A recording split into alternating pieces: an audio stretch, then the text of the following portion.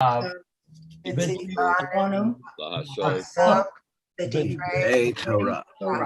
Okay, and remember, whatever we say, this is being recorded, so, this is for the ages. So just be really careful about, what your friend wore last night and it didn't look well on her. Just don't do it, okay, because it's recorded. I want to mention that today is Juneteenth, and yesterday was the first observance of Juneteenth as a federal holiday. And I think it's important that we celebrate that fact and that we recognize that fact. It's a small step into a better future. Everyone knows what Juneteenth is about, right? Yes? Passover. Okay, all right. As long as we have that, it reminds me of a world that simply no longer exists, and that's a good thing. But it took 2 years from the time of the Emancipation Proclamation to the actual arrival to the last community of slaves that they're free. 2 years. It's fast. That's okay. It took like 30 years for the final Japanese soldiers to know the war was over. Yeah, well, that is definitely true. And the guy lived on an island all by himself, but a little different. Last night, I just want to throw in my 2 cents that Risa and I were invigorated by the presence of other people and by being together with people. The service was beautiful, but more beautiful than the service was hugging. We hugged last night. That was just very nice. We had a chance. Some people came up to me and said, well, I saw you in the Musar class. I never saw you in person. I didn't know you had a body below your waist. Which is pretty sad. But okay, any other reflections on last night? Because it was, I don't believe, actually, given what's going on, that there are going to be reservations anymore. I have no information, but I just, we're open. We're open for business.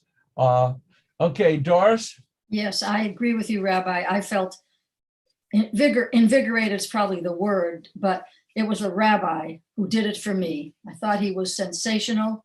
He gave me a feeling of, hey, I want to belong here, because he was so open and so honest about everything and so calm and easy. And I love the fact that he walked away from the bima and he walked down to be on the same level as his congregants. I mean, that was, he was fabulous. And it was great to see everybody, and we did hug a lot, and everybody was happy to see everybody, whether they were friends or not. It was wonderful. And Bob and I had a wonderful time. Yep. Effie? I'm not quite sure I want to have a rabbi who's been arrested. Yeah, well, the story about his being arrested for shoplifting at age 14. Yeah, I mean, listen. It's okay. Stanley was arrested too. I was arrested too, but that was, so Hannah Gale is saying that she thinks registration is probably going to continue. Yes. There'll no longer be a limit on the number. Okay, thank you, Hannah. It might be for security. Yeah, whatever, that's fine.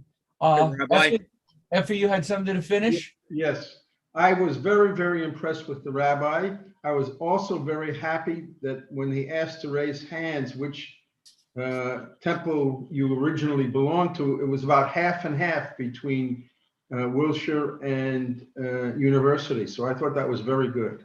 Yeah, it's yes. I mean, that's a very, well, it's good for Effie. That was very observant of you. That the word observant can be used in multiple ways. Yes. Okay. And anyone else have something they want to offer? Last night was certainly a harbinger of good things to come. I liked in particular, there was one question, if you saw the question coming from a gentleman whose was referred to as Rick. And that was Rick Powell, who was a past president of Wilshire and who knew the answer. It was a nice way for the past president to say, hey, Rabbi, these people need to know what your plans are for the building. So he did it in a very nice way. And as someone who used to work professionally as a rabbi, I like presidents who show respect. And so that was very nice. I was sitting in a weird row. Reese and I were sitting in a weird row. On one side was Donna Shapiro, who is a past president of university. And at the other side was a past president of Rick. Zach Shapiro's congregation. And so I was sitting between two past presidents. I felt like a rabbi sandwich. Rabbi, Yes.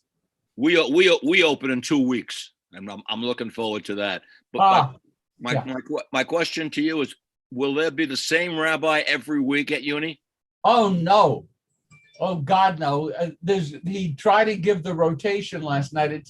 And Hannah, you don't have to come up with the answer, but it's going to be a rolling rotation between and among locations, rabbis, and cantors. And that's all I'm going to say, because it's, you got 8 rabbis to rotate. They're going to rotate.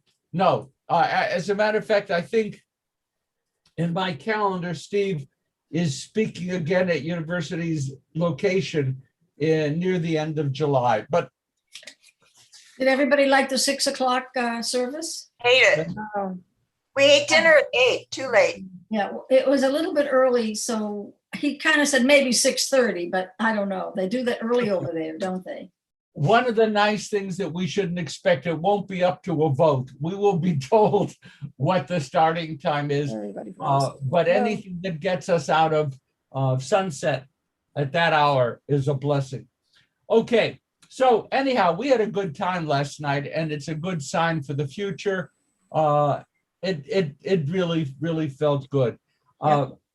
Speaking of feeling good and also painful, that was mentioned last night. Father's Day is on Sunday. Joy and painful memory. I mean, that's Father's Day, Mother's Day brings both. On Saturday, June 26th, I have Film Society. Jim, does that sound right? Yes, absolutely. We're seeing Winter Journey. It's a remarkable film based on 2 books by the son of a man who fled Germany. He was a musician and came to America. And the film is all about his son interviewing him, although you never see the son. So it feels like a documentary. And it's really all about what didn't you tell me about the war years? And it's a real revelation of why this man kept private, even though he was never in a camp. But there are scars there to be examined. So it's very touching, and it's certainly a remarkable film achievement. And let me live, Jim? Yeah. Is that going to be live at the synagogue? No. We're still on Zoom, but we'll see. We did get a lot of people at Wednesday night's discussion, and it was a lively discussion just the same. So we're reconsidering what we're doing. We may just go to Saturday nights on Zoom for the rest of the summer. Yeah, I think that sounds good. I'm going to just use this opportunity to beat one of my favorite horses. Jim talked about a movie in which a man finally unveiled his history. And just to make certain to everyone on the call that you have had the opportunity with grandchildren or whatever it is to sit for a real interview and tell your story. Please, please, please do that. Do that, because that's the way the memory of the family passes forward, and regrets can't be fixed. And that's what happened in my family when I failed to interview my mother and she died young. So I have no knowledge of her life in Europe. So please please make certain that you sit for a 3 or 4 hour interview with one of your grandkids or kids, and you get a chance to tell your story for the ages. People will want that. And okay, I do that. Okay, thank you very much. July 3rd, Rabbi Fratello will be with us, and I'll be here as well. For those of you who are new to the Chevra Torah tradition, Anthony Fratello is a friend of Chevra Torah, and every year in the summer he does one gig, and he's a lovely guy, and people love his teaching, and he'll be with us, Reform rabbi from the South, and just a wonderful teacher. So I don't even know what all got started. I think once he called me and said, "Hey, Stan, I'm going to be in the San Diego area. Are you doing anything Shabbos?" And I think that's sort of how it all got started. Anyway, July 3rd. Checking in. How are you doing? Hi, Diane Mendel. How are you doing? Anything new? What's going on within your lives that you'd like to share? Joy, pain? Susie, you got a lot shorter. When I kissed you last night, I think I broke my back. Oh, come on. You just got taller. That's all that happened is you got taller. See, Right. I complimented you. I want to share with the rest of the group that I had many reservations about the merging congregations, many reservations. And I kept putting them way in the back of my mind. When I got home last night, every worrisome reservation that I had was absolutely gone. The congregants from both synagogues reached out so very, very, very much to merge with each other. And the congregants that were originally WBT people, who now are WBT University campus people, they were so happy to be in the sanctuary. They asked when they were going to look. I'm talking about, you know, that I'm sort of like a butterfly, and I go around and I introduce myself. Everybody was grateful to be there, happy to see a beautiful sanctuary, and it was heartwarming to see. And I'm looking forward to many, many, many more occasions like this. Great, thank you for that. Any other catching up? Your lives, family, kids, grandkids? Oh, one more thing. My grandson on Vashon Island, across from Seattle, is going to 2 weeks of Jewish summer camp. Wow. Jewish summer camp, away from his parents for the first time. And he is so excited. He is so excited. And my daughter has arranged, he's the only one from Vashon that's going to the summer camp. The summer camp is off the island. And he is so excited. And my daughter has arranged for the past month different cabin mates. They all know their cabin mates. And his news to me is he met a lot of Jewish kids. So he's happy. And it's One of the things he's 9 years old. One of the things that Rabbi pointed out was the power of Jewish camp in his own life. And I know, I was so happy to hear the rabbi was saying that, and that my grandson for the first time is going and looking forward to it. Watch out, he could end up being a rabbi. Any other? Okay, we're actually going to get started. Our Sedra, which is Chukat, numbers 19, 1 and following, but we're not going to start with 19, but I'll give you the check-in a moment. I have, as you probably are aware, I have certain problems with dizziness and tipping over and falling and all those kinds of interesting things. This Cedra gives me vertigo. We're happily moving along in the first and the second year of the wilderness wandering, and all of a sudden we're entering the 40th year. And I originally would flip back, oh, I must have skipped a few Cedras in between. I didn't skip a few Cedras in between. There are no Cedras in between. We went from the second year in the wilderness, all of a sudden we're in the beginning of the 40th year. Aaron dies, Miriam dies, Moses gets a death sentence. It's like vertigo. It was very much like that. Most of the 40 years, we talk about the 5 books of Moses, and we casually say, oh, from the time of the book of Exodus, number 2, following, we get the whole story of the 40 years. We get nothing. We get the first 2 and the last, and then the good thing about that is that gives the rabbis a white page to create all kinds of midrashim about what happened during the 38 years. Yesterday, I was on a Zoom call for 3 hours, finally getting final arrangement regarding my next book.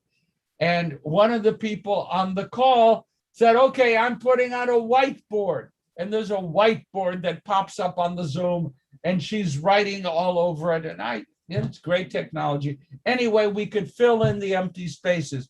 Now, with my vertigo, Brad, this is for you. Are you paying attention? Please, I'm speaking to you, Brad. Okay. For the last few years on this Cedra, I have been reading a poem that Brad introduced us to by Cavafy, and it's called Ithaca, Ithaka. And I don't normally pick up poetry to read for my enjoyment because I ordinarily don't necessarily enjoy reading poetry. Cavafy, an Egyptian Greek poet, wrote something which speaks to me regularly. And Brad, you are my guide into all things classical literature. And so this is dedicated to you. Just to notice that it's talking about Odysseus. We know who Odysseus is. Ithaca, spelled with a K in the poem, is a metaphor for life's journeys. So when you hear it, you're not going to be reading it. You hear it, it's life's journeys. And for those few of us who don't know who Lastrygonians are, I just want to point out that Lastrygonians are giant man-eating, human blood-drinking monsters. Okay, so that'll help you when I mention Lastrygonians. By the way, you know, Jim, this would make a great movie. But nevertheless, Ithaca, journeys, life journey, once a year. Thank you, Brad. As you set out for Ithaca, hope the voyage is a long one, full of adventure, full of discovery. Lastrygonians and Cyclops, angry Poseidon, don't be afraid of them. You'll never find things like that on your way. As long as you keep your thoughts raised high, as long as a rare excitement stirs your spirit and your body. Lastrygonians and Cyclops with Poseidon, you won't encounter them. First powerful line for me. Unless you bring them along inside your soul. The monsters are only there if we bring them along, unless your soul sets them up in front of you. Hope the voyage is a long one. May there be many a summer morning when, with what pleasure, what joy, you come into harbor seen for the first time. May you stop at a Phoenician trading station to buy fine things, mother of pearl and coral, amber and ebony, sensual perfume of every kind, as many sensual perfumes as you can. And may you visit many Egyptian cities to gather stores of knowledge from their scholars. Keep Ithaca always in your mind. Arriving there is what you are destined for. But do not hurry the journey at all. Better if it lasts for years, so you are old by the time you reach the island, wealthy with all that you have gained on the way, not expecting Ithaca to make you rich. Ithaca gave you the marvelous journey. Without her, you would not have set out. She has nothing left to give you now. And if you find her poor, Ithaca won't have fooled you. Wise as you will have become, so full of experience, you will have understood by then what these Ithacas mean. It's beautiful. It's dedicated to this Cedra in which we suddenly see the end of the journey, the Ithaca. And I find it interesting that the poet himself, Greek, born in Egypt, so he brings Egyptian, Greek imagery. Ithaca gave you the marvelous journey. I have a note to myself. Give people a chance to comment on Ithaca as a life's journey. Anyone want to offer anything, Penina? Brief comment, brief. Okay. All right. Well, they say that אין מוקדם ומאוחר בתורה. The story is not necessarily happening in order that we think they are. So the chapters might be not exactly continuation one after another to the same event. So what the stories really tells us, and it doesn't really matter what in what order, is that in every instant and in every opportunity, we have a lesson to learn from it. And that's why the stories are there. That's it. That's great. When we got to the Cedra Maseh Matot, Maseh meaning the journeys, and it lists, as Penina notes, all of the stops the Israelites made along the way. And the rabbis insist that every stop was a lesson. Thank you. Anyone else want to comment? Mara, please. I don't think this is off subject. As I mentioned to you once before, I'm in the process of reading Rabbi Richard Levy's Songs Ascending, which is a wonderful translation of the Psalms. And prior to reading that, the Psalms didn't fully resonate with me, especially the Psalms that talked about warfare, being physically attacked. And he does a wonderful job translating the Psalms and explaining many of them to enable us to understand that the armies, the soldiers that are attacking David or whoever wrote each psalm are not to be just understood in that literal way, but are to be understood as a representation of the demons within us that we often struggle with. Last Dragonians. Yeah, and thank you for that. Please, Brad. Well, Ithaca isn't just a journey, it's a journey home. That's Ulysses' home, and he's returning to Ithaca after having been in the Trojan War for 10 years, and then he has a 10-year trip home as well. filled with all kinds of episodes. But the question is, as we think of the Torah, are we, to what extent is the Torah are we trying to go home to Eden in a way?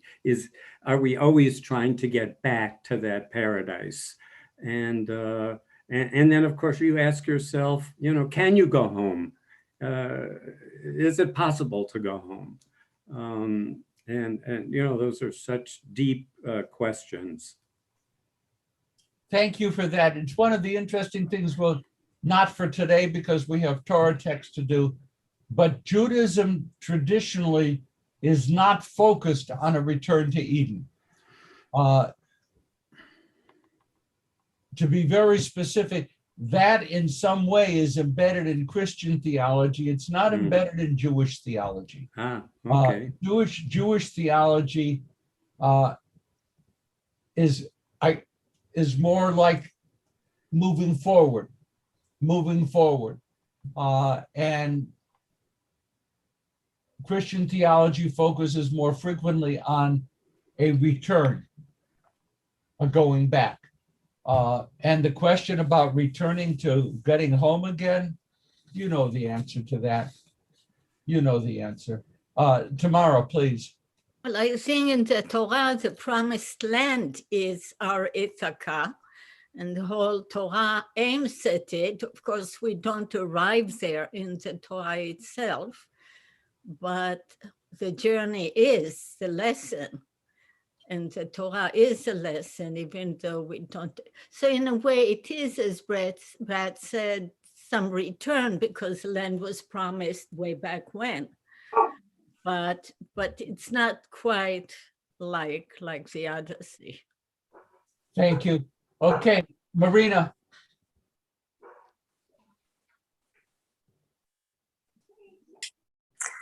I will pick up on the ideas of Brad and Tamara, because I think the journey is not only to a destination, but also to find what is our home.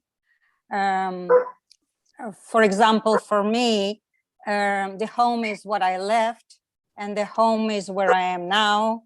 And which of them is the true home?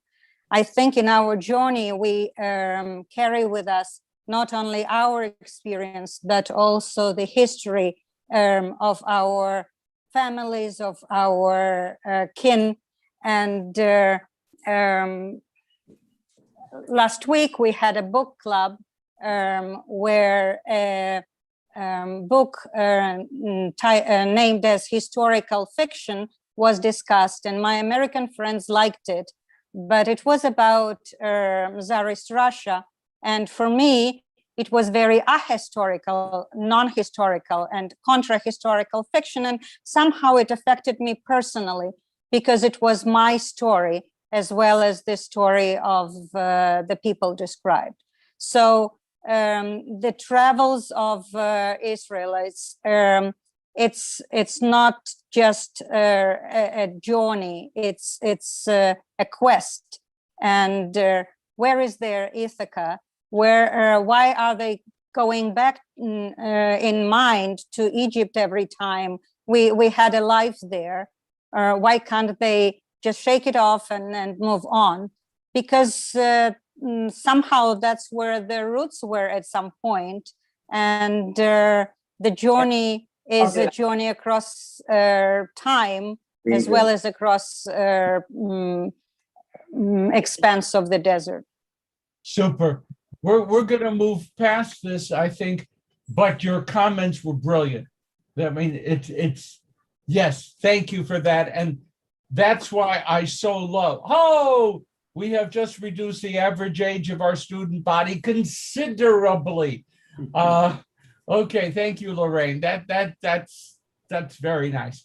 We're going to begin with Numbers 21, beginning with verse 1, which is 1029 in the Plout, 926 in the Women's Commentary. 1029 in the Plout, 926 in the Women's Commentary. Numbers 21, beginning with verse 1. Now, since I made it very clear what it is we're doing, I'm going to correct myself, which, is a privilege. So we go to, I have a fan on and it just readjusted my pages. That was very nice. 21. Okay. Now, 21:1, but we're going to go back just a little bit. The line right before that shows what?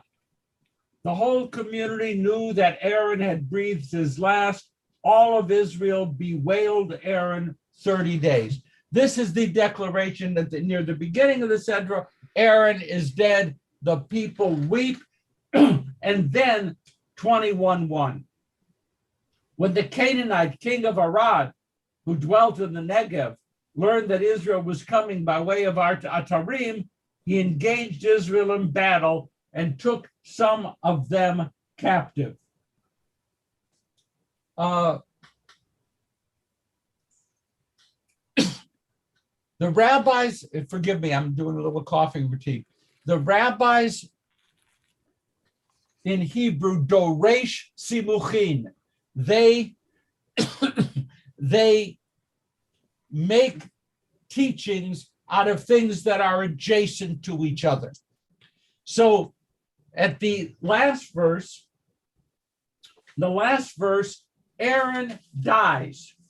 And the rabbis point out, Aaron dies, and then what happens? Then what happens? There is a war. That means that the king of Arad saw the Israelites with one of their 3 leaders gone, Moses, Aaron, Miriam, gone, and immediately attacks.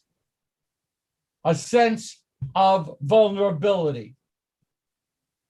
You are way too young to remember, but I remember the death of Franklin Delano Roosevelt.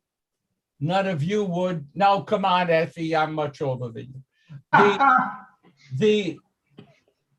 There was a fear that with our wartime president dead, would we lose the capacity to complete the process of winning the war? And that question factored into the decision to use an atomic bomb. It factored in. It wasn't the only thing. It wasn't the sole thing, but it factored in. A leader dies. What happens to the country? By the way,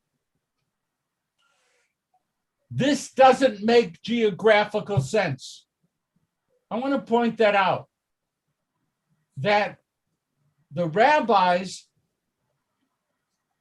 living in Europe, reading about a country they have never physically visited, read the geography and the markers in the Torah, and they're not always right. Things are just a little bit, it's like they haven't visited the land. Rashi, who does pretty well as a commentator, says Arad,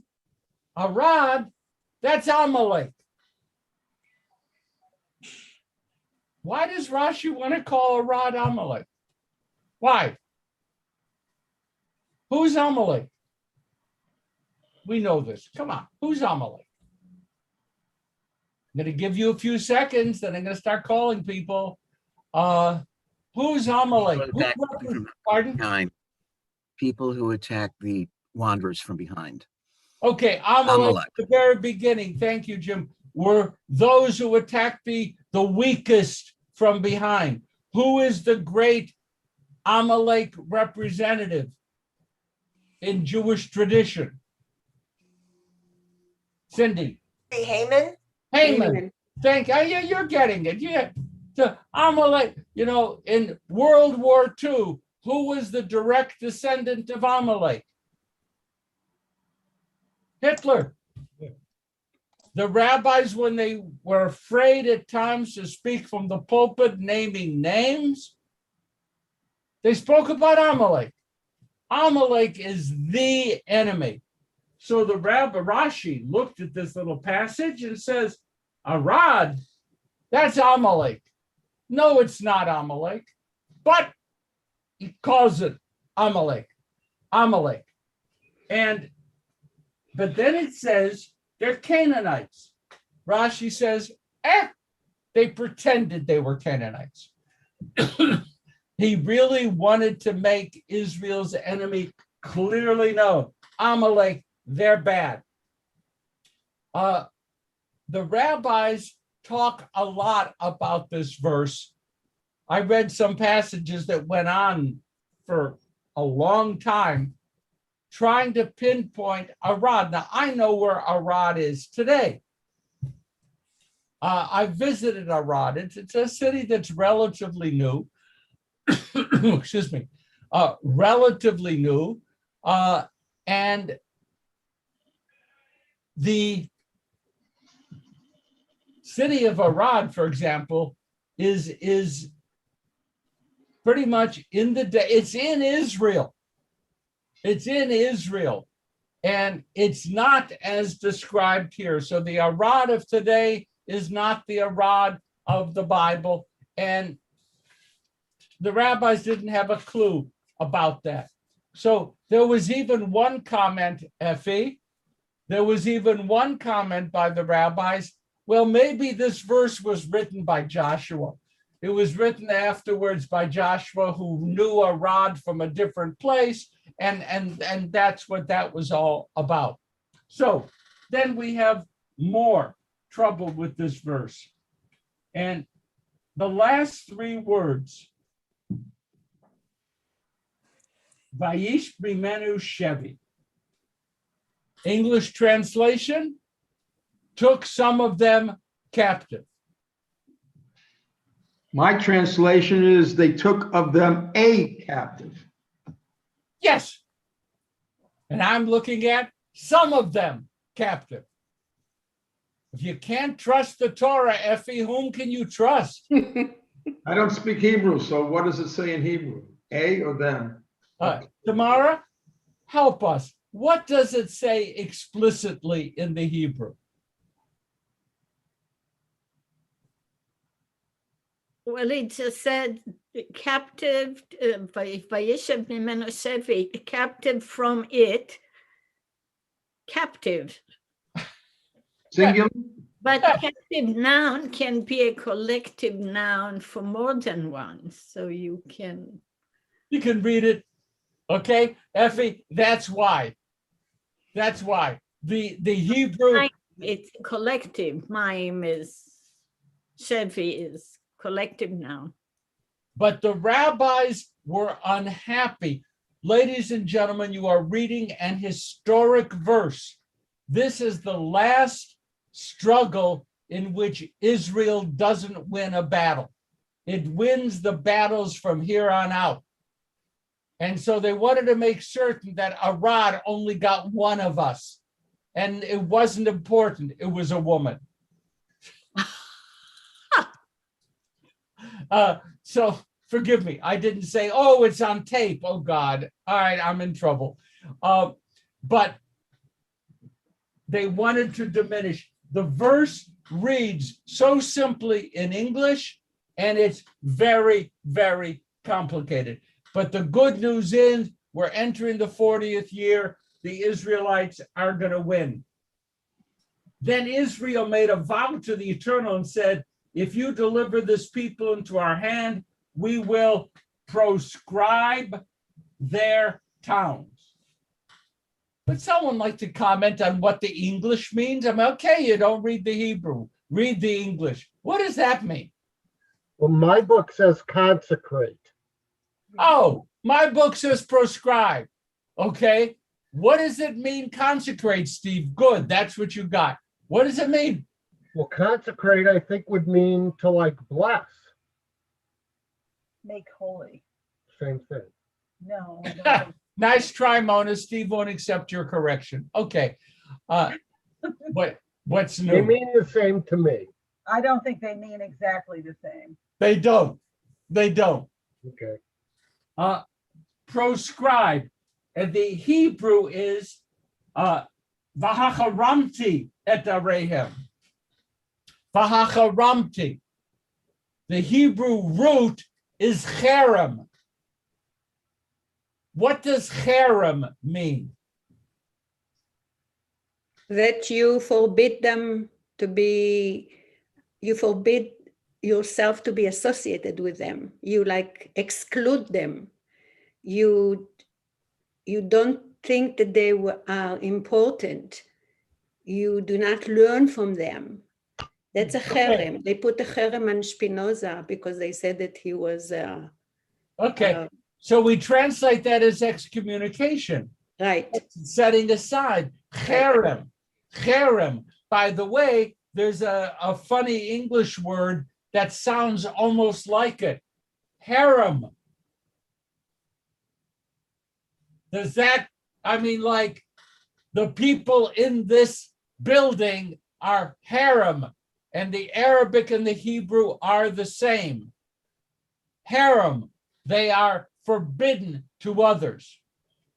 Forbidden, harem, harem. And the good news for those of us who are committed ideological Reform Jews, we are in harem.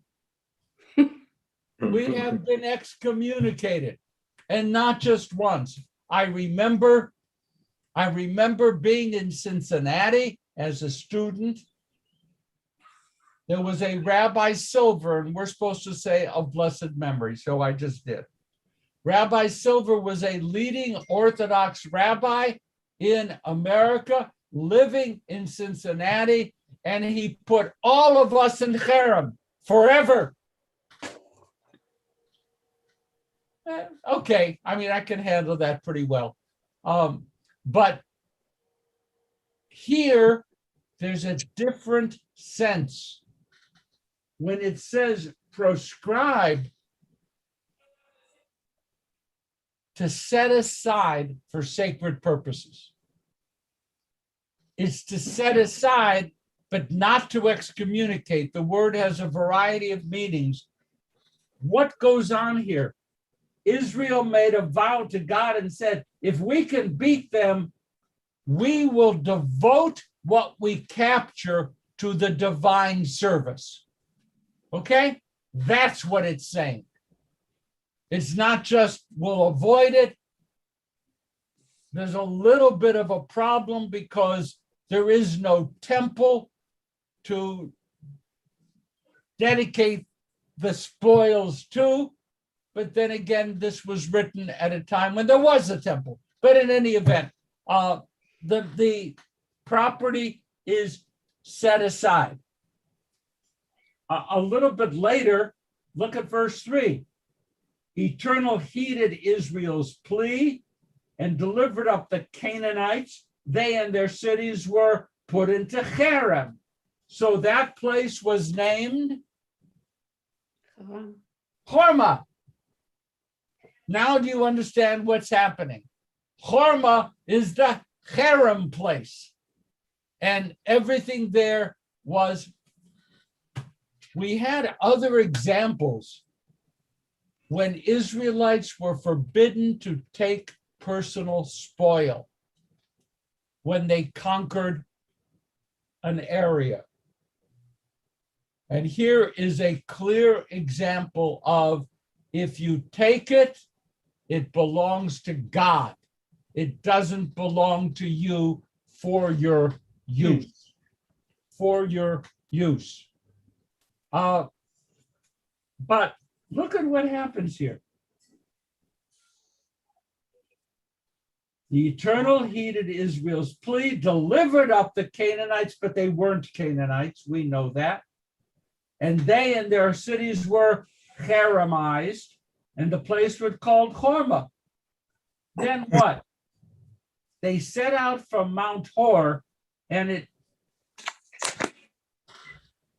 it's one of those great names in Hebrew that when I was a kid, I loved it. The Hebrew is Mehor Hahar.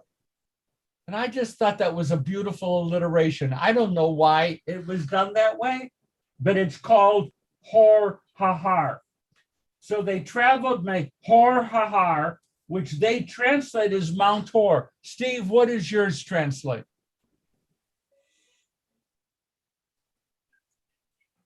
Mount Hor. Okay. That just Hor the mountain. Yes, yes. Hor Hahar. But the Hebrew is funny. Hor Hahar. We don't know. We don't know. Wait. They set out from Mount Hor by way of the Sea of Reeds to skirt the land of Edom.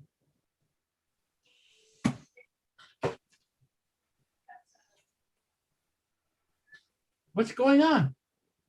Taking a hell of a long route. Well, I think it's an illustration of how, in order to really spend 40 years, you kind of have to meander through Sinai rather than take a direct route. If you want to look, and again, I only have it on in the Plout commentary on page 1034. They have an exact map of all the places they traveled to and how it went. And they were, if you can see Mount Hor, can you see Mount Hor on the map? Mount Hor, it's kind of left center, margin, left center. Do you see Mount Hor there? Okay. They're there. But the Sea of Reeds here is nowhere near Egypt, and that's the first thing they crossed when they left. I wanted to point that out. Thank you for noticing. And when I was in the Army, in a chaplain school, I remember some colonel, full bird, gets up in front of us and says, "Chaplains, the United States Army never retreats. There are, however, occasions for retrograde action." I fell in love with that. We never retreat. A little retrograde action, may put us back over here, but it's only so that eventually we'll win, which we don't always. The Israelites are going back to the Reed Sea, to Yam Suf. What's happening? What would this do to the people? What would it do? Lynn, if you were told to go back to the place that you worked hard to get out of, how would you feel? I'd be demoralized. I'd be like, what are we doing? Why are we going back here? We finally got out of there.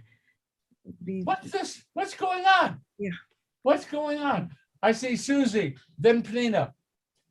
In the woman's commentary, it says the people grew restive on this journey, and they spoke against God, and they spoke against Moses. So they were upset at turning back. Why did you make us leave Egypt to die in the wilderness? And on and on and on. Obviously, they weren't happy. Okay, obviously they weren't happy. This is one of those few circumstances when I feel the people had a little right to be unhappy. Pnina. Okay, like I said before, אין מוקדם ומאוחר בתורה. The chapters are not necessarily arranged in the Torah according to the things that were happening. And I think the whole idea of the war was also to show or to teach them that the war is not to take possession of somebody else's belongings or not even their land. It's supposed to be something that you do because you are pushed into it, because you were attacked, not because you are out to steal their stuff. So the lesson was that they didn't take anything that belongs to the whatever it is that whoever it is that they fought at that moment. And when they walked out of there, their personalities or their souls were not affected by greed. They just went on to do their journey to where they were supposed to go. Why do you think that? Them going back and forth to missing Egypt, this is something like we talked about, that this is where they came from. But Egypt at the time, they were a death sentence for the Jews to begin with. So, Okay, let's so they move go on. back and forth all the time. Let's move on. But the lesson is that the war was not supposed to be to take possessions. Why do you think the king of Arad attacked the Israelites? Why? It's territorial. It always was. Well, Aaron died. That's a reason. Right. Why? Why? It shows a weakness. Wait, hold.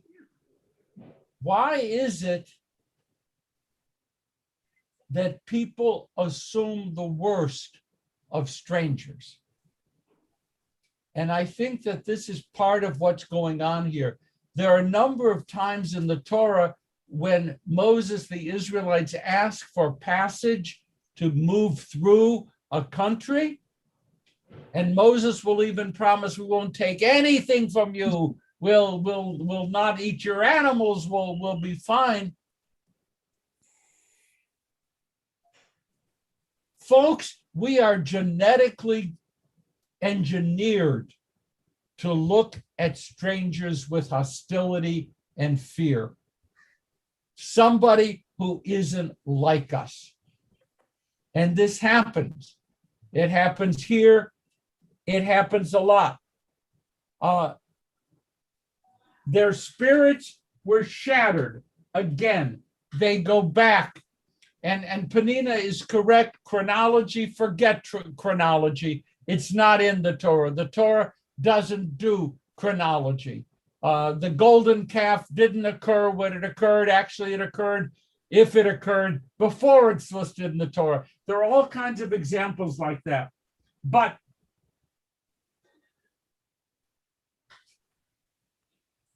the people were devastated. And remember, who were the people at this point? Who were they? The ones who are being addressed, who just saw Aaron die. Who were they? Who were they? They were a mixture. Well, There were people who just came out. Let's hold off with the hand raising. Who were the people Moses was addressing and forcing to go back to Yam Suf and then up again? Who were they? They weren't the former slaves. Do you remember? The former slaves are dead. The last three remaining former slaves are Moses, Aaron, Miriam, Joshua, and Caleb. Jim, that's another movie, The Big Five. Okay? Now, Aaron is gone, down to 4.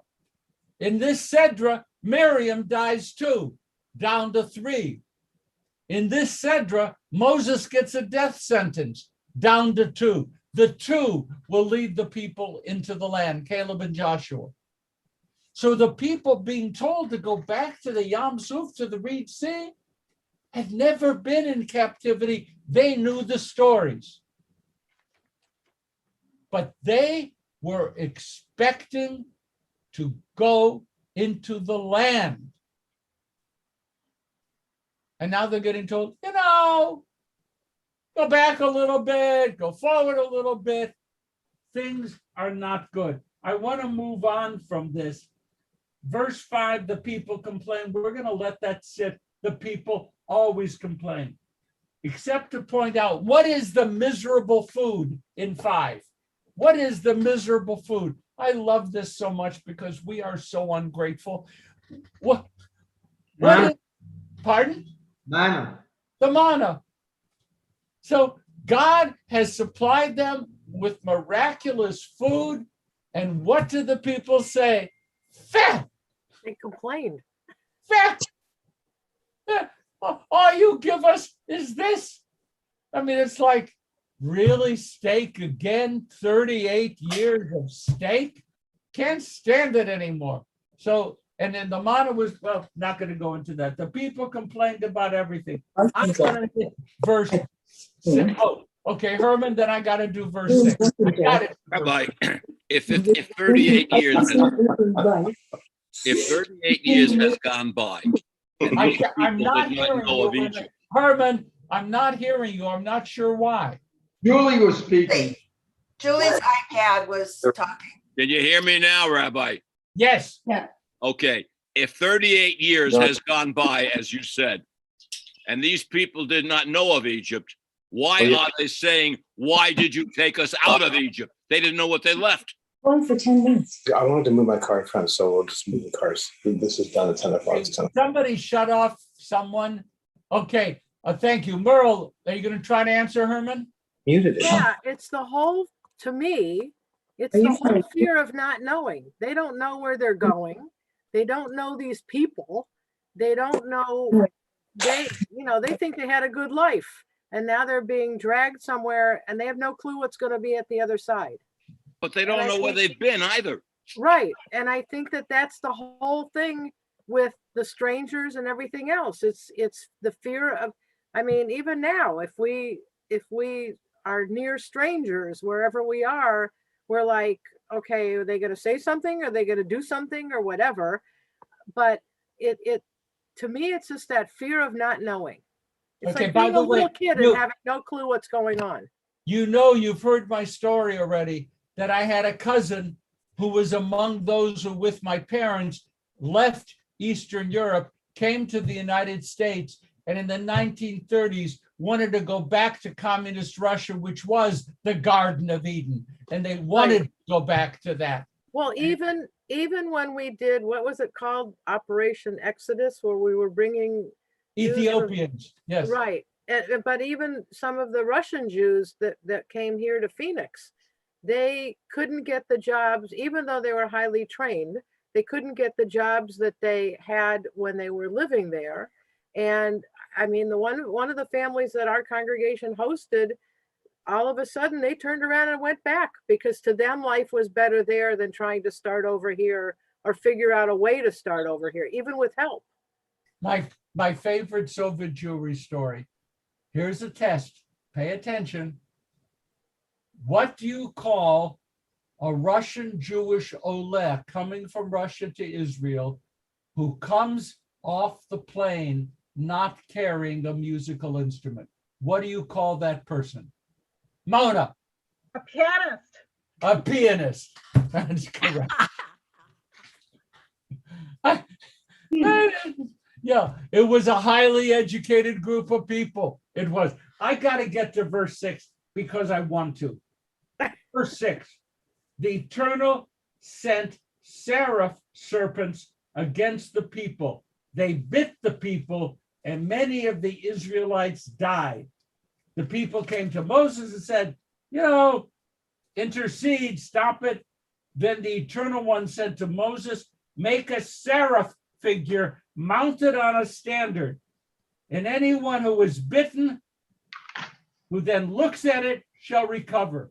Moses made a copper serpent, mounted it on a standard, and when bitten by a serpent, anyone who looked at the copper serpent would recover. What's going on here, folks? What's going on? Does this serpent on a standard sound familiar? I see Steve. Oh, Mona, but I saw he put his both hand of us, but I was going to say it's reminiscent of the contest with Pharaoh, and it's a way for Moses to try and regain the trust of the people so that they can see that he is God's emissary. Well, I was just Okay, so he pulled a snake story. He pulled another snake out of his bag of tricks. But what about the snake on a staff? What about that? What does that remind you of? Go ahead, Mama. I think it's like idolatry. It's like the golden calf. No, you're It's all that is. magical thinking and it's superstitious thinking. What is the symbol of the medical profession? Oh, yeah. I can't think of the word for it. It's a caduceus or something, Yeah. whatever, something like that. Yeah. Moses puts up serpents on a staff and the people are healed. Trust me, the rabbis go wild over this. How does this happen? What does it mean? And then by doing a little bit of comparative research, snakes and healing go together. It happens. What's happening here? Reese and I went once to the Jordanian side of the Dead Sea, overlooking, well, you could see where Jerusalem was. This was considered to be Hor Hahar, maybe. Okay. And what was standing there in the ground was a huge staff with the image of a serpent on it. What's going on? What do you think? How could Moses, the spiritual Moshe Rabbeinu, how could Moshe Rabbeinu put up a snake? I have the answer. But Abby, you haven't said a word today. I thought maybe, you'd come up with an answer for me. You're muted, I guess. I didn't. I'm muted. I'm sort of involved with my ancestry. I'm finding all my cousins, second cousins. So I'm sorry. Oh, okay. So you found 23andMe more important than Torah this week. Fine. I'm listening. I'm listening. I'm a woman. I can multitask. I am so not going there. No way. I am not going there. The rabbis come up with a conclusion. They compare it. Do you remember when Moses' hands were lifted up, the people were militarily victorious? And the rabbi said, what does that mean? Moses' hand pointed the people to God. And when the people followed Moses' hand and thought about God, then they won. So how did the serpent on a staff heal the people? Same thing. When they lifted up their eyes beyond the staff, they realized that God will protect them. That is really a push. That's really a push. And before we end, David is smiling, but that's fine. Before we end, what do you think about the snake on a staff? What do you think? What do you think? Let me just see if somebody else will come in and what do you think about that? Cindy? Well, the snake is the one who, in essence, got us thrown out of Eden. And now the snake is the hero that can heal. And the snake played a difficult role in the Garden of Eden. Right? Yeah. Effie, what do you think? Moses' snakes ate the Pharaoh's snakes. So from that, we know that some snakes are better than others. I am so not going to pursue that one. Okay. Okay. Okay, Panina, last comment, short, and then we leave. Okay, I think sometimes the venom is used as a medicine. So there is something. So there is something that the snake could contribute, and they probably knew about it. They learned a lot of things in the desert. So it also shows reparation, that they're going to be okay, that they're going to heal, that they are going to be strong and continue. People worship snakes. Do you remember the image of the snake swallowing its tail? Brad could tell us what that means. Or Abby, what? What? Completion. Okay, hold on. Guess what? It's has to do with the Greeks and Hermes myth about healing. It's not right. Maybe it's not to do with what we think it is. Okay, but this preceded that. I would doubt that we have cultural contamination with Hermes here, but they're right, obviously, about Hermes. Also, the Egyptians worship snakes, they said. Yes, they did. So we're going to end now. The lesson for today is one. If someone says they're from Arad, they're really from Amalek. Secondly, if you think that the Torah talks all about the journeys through the desert, first 2 years, last year, not the middle stuff. Okay? Third lesson, the people were given incredible food and they called it miserable stuff. Fourth, there is a tradition of giving captured resources to a sanctuary or to a holy place. And that is a form of cherem. The other form is what we Reform Jews live with. And the last thing is snakes. Snakes. Snakes. I'm going to leave it with it. Whatever you think about snakes, this looks like an idolatrous overlay that got mixed in with Egyptian worship and deals with an ancient fear of and respect for snakes. Snakes are, again, genetically wired into us to give a strong reaction.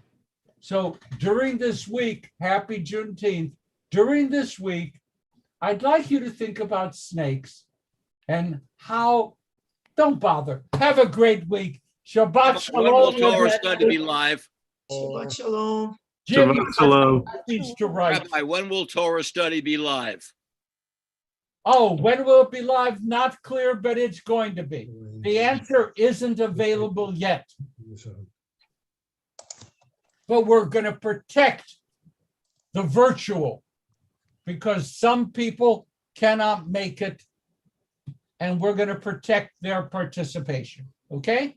Shabbat shalom. Shabbat shalom, everybody. Shabbat shalom. Happy Father's Day to all the fathers. Happy Father's Day, Abby. I hope you find your family. Yeah, I am. It's really amazing. My cousin's coming in August. Oh, that's great. That's great. My grandmother had 8 siblings and nobody knew none of us knew each other now. So you may regret coming to know some of them. Oh, no, you know what? We Zoom. We're like